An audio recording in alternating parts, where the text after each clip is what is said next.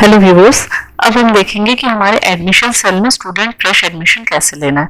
अभी हमने last video में देख लिया कि प्रोस्पेक्टस फॉर्म कैसे फिल करना है और import data, bulk import data कैसे करना है। अब हम चेक करेंगे कि हमें न्यू एडमिशन कैसे लेना है। जैसे ही आपकी प्रोस्पेक्टस इंक्वायरीज आ गई हैं तो आप उन प्रोस्पेक्टस नंबर को डायरेक्टली एडमिशन फॉर्म में, आपका पास्ट प्रोस्पेक्टस अगर है, पुराना जो भी इंक्वायरी आपका आया है प्रोस्पेक्टस फॉर्म में, तो उसको आप डायरेक्टली उसका प्रोस्पेक्टस नंबर यहाँ पे फिल करेंगे तो ऑटोमेटिकली उसके सिलेक्टेड फील्ड्स जितने आपने प्रोस्पेक्टस में फिल किया था वो यहाँ पे आ जाएंगे।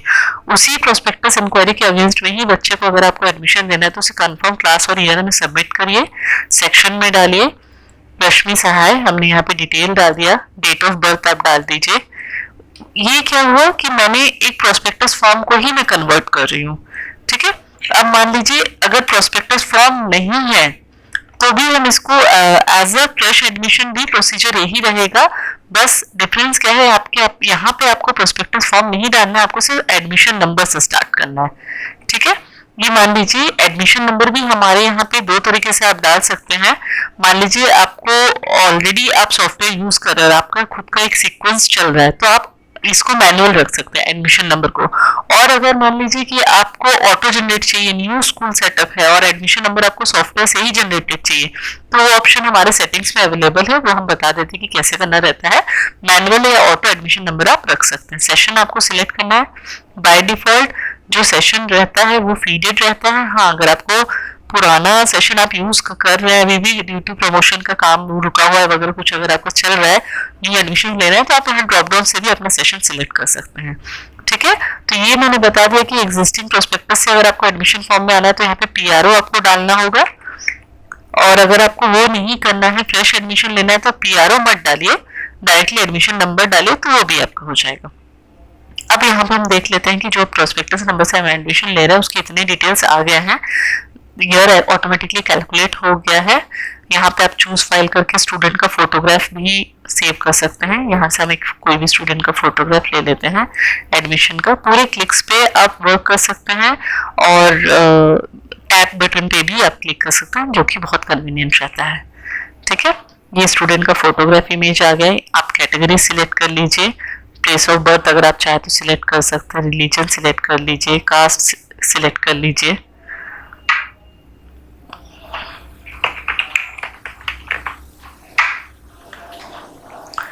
एड्रेस डाल दीजिए, जितने भी फील्ड्स आपके हैं। बाय डिफॉल्ट हम एड्रेस में ही, करंट एड्रेस को ही ऑटो परमानेंट में भी हम सिलेक्ट करवाते हैं।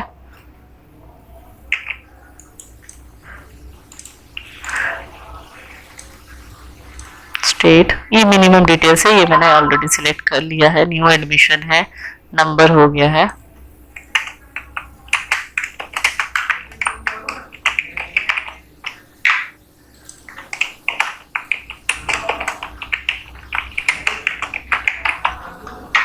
फादर्स ऑक्यूपेशन, जो भी डिटेल्स आपके रिक्वायर्ड है वो आप डाल सकते हैं।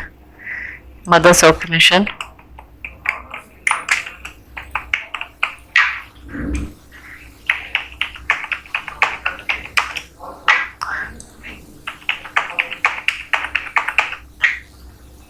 गार्जियंस, आपको इस केस में स्टूडेंट डिटेल रेसिडेंशियल रहने से आपको जरूरत पड़ती है गार्जियन की। अगर रेसिडेंशियल स्टूडेंट्स नहीं है, लोकल है, लोकलाइट से, तो आपको गार्जियन डिटेल्स की जरूरत नहीं है। हमने दोनों ऑप्शन दे के रखा है, रेसिडेंशियल स्कूल्स के लिए ये जरूरत रहती है।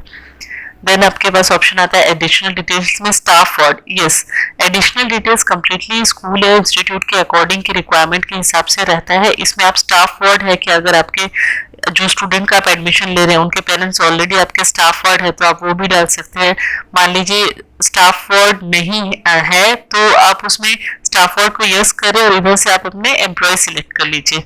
यहाँ पे मैंने यस किया और यहाँ पे हमने उसके जो भी आपके स्टाफ है उनका यहाँ नेम सिलेक्ट कर लिया। अगर वो बीपीएल है, स्टाफर नहीं है, बीपीएल है, तो आप बीपीएल में यस करिए, तो ऑटोमेटिकली जो भी डिस्काउंट इसके अकॉर्डिंग आप अपने फीस स्ट्रक्चर में सेट करते हैं कि बीपीएल के केस में 100% डिस्काउंट का राइट टू एजुकेशन में 100% डिस्काउंट का उसका ऑप्शन रहता है, वो एप्लीकेबल हो जाएगा ऑटोमेटिकली।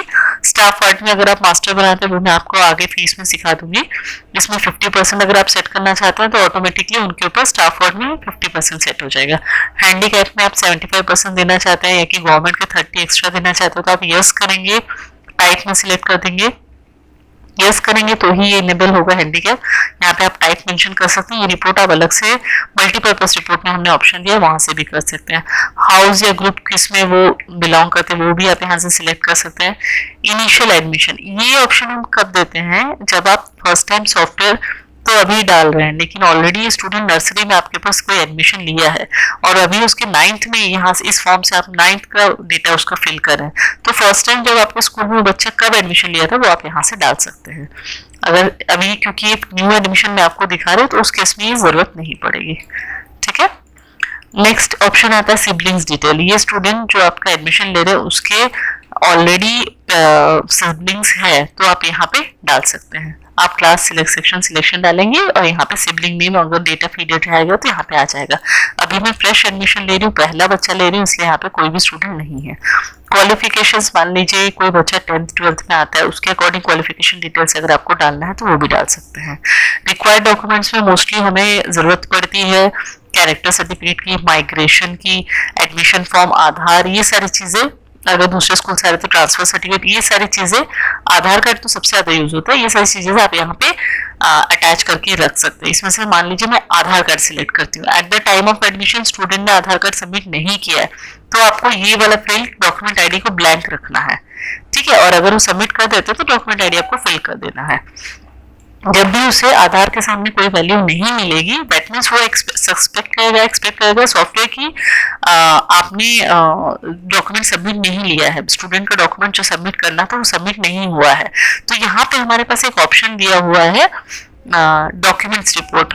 जस्ट अ सेकेंड, मैं यहाँ पे शो कर दूंगी आपको रिपोर्ट में document, sorry not this one, ये डॉक्यूमेंट पेंडिंग डॉक्यूमेंट्स। तो इस स्टूडेंट पर्टिकुलर स्टूडेंट के आधार के केस में वो बताएगा कि इस बच्चे का पेंडिंग डॉक्यूमेंट में लिस्ट में नेम शो करेगा, तो वो आपको बाद में फॉर्मेलिटीज कंप्लीट करने के काम आता है। और अगर जब वो अगर सबमिट कर रहा है तो आप यहाँ पे आधार आईडी उसको लिख दीजिए, जो भी उसका आधार आईडी लिख दीजिए। चूज फाइल करके आप अपलोड करके रख सकते हैं। अपलोडेड है कि नहीं यहाँ पे टिक हो जाता है तो अपलोड रहेगा, डाउनलोड भी कर सकते हैं, व्यू भी कर सकते हैं। ये ऑप्शन हम कोई भी डॉक्यूमेंट के साथ अटैच है तो वो देते हैं। सिमिलरली क्वालिफिकेशन में भी आप अपलोड करके रख सकते हैं, डाउनलोड व्यू आप यहीं से कर सकते हैं।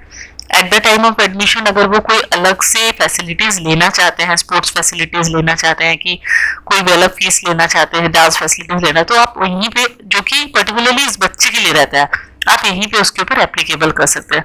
अगर मान लीजिए स्टॉपेज भी यूज करना चाहते हैं तो आप ट्रांसपोर्ट के केस में यहाँ पे पिकअप पॉइंट मेंशन करिए और इसके साथ ही उनको यहाँ पे पिकअप पॉइंट अभी शायद ऐड नहीं होगा, आप यहीं से उनको व्हीकल भी एलोकेट कर सकते हैं, रूट भी एलोकेट कर सकते हैं, डिटेल्स आ जाएंगी।